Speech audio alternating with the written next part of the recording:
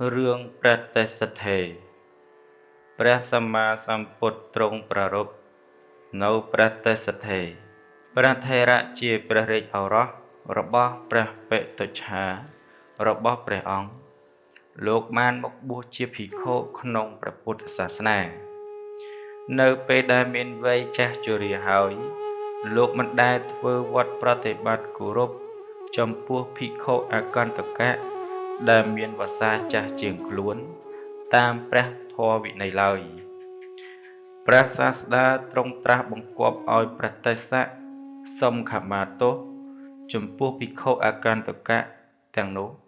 តែព្រះទេសៈចុចចេះមិនព្រមធ្វើតាមព្រះពុទ្ធដីការបស់ព្រះអង្គឡើយគ្រានោះព្រះបរមសាស្តាទ្រង់ត្រាស់សម្ដែងនៅអតីតនិទានរបស់ព្រះទេសៈដូចមានតទៅនេះនៅក្នុងជាតិដែលព្រះទេសៈនេះបានកើតជាតាបសឈ្មោះទេវលតថាគតបានកើតជាតាបសឈ្មោះនិរតៈតាបសទាំងពីររូបនោះបានឆ្លោះទាស់ទែងគ្នាយ៉ាងខ្លាំងរហូតលើដល់ព្រះរាជាក្រុងពារាណសីស្ដេចយាងទៅជួយរងាប់ការវិវាទទាស់ទែងគ្នានោះហើយទ្រង់បានឲ្យទេវលតាបសសុំខមាទោសនិរតៈតាបសព្រោះជាអ្នកខុសទោះជាព្រះរាជាបញ្ជាឲ្យធ្វើយ៉ាងនេះក៏ទេវលតាបសនៅតែមិនព្រមសុំខមាទោសចំពោះនិរតៈតាបសទៀតនៅតែចោចេះមិនព្រមស្ដាប់មិនព្រមធ្វើតាមតាំងតែពីជាតិនោះមករហូតមកដល់ជាតិនេះដូច្នេះហើយទើបព្រះអង្គត្រាស់នៅប្រគាថានេះថាអកោឆេមੰអវធិមੰអចិនិមੰអាហាសិមេយេចតੰឧបនយហន្តិវេរੰទេសੰ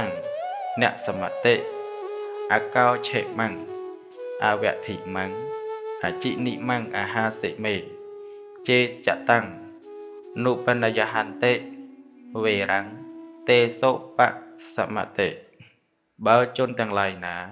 ចងសេចក្តីក្រោធនោះទុកយ៉ាងនេះថាជនឯណោះបានជេរអញជនឯណោះបានវាយអញជនឯណោះបានឈ្នះអញ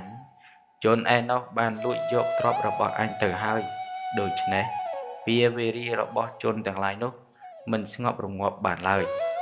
បើជនទាំងឡាយណាមិនចងសេចក្តីក្រោធនោះទុកយ៉ាងនេះថាជនឯណោះបានជេរអញ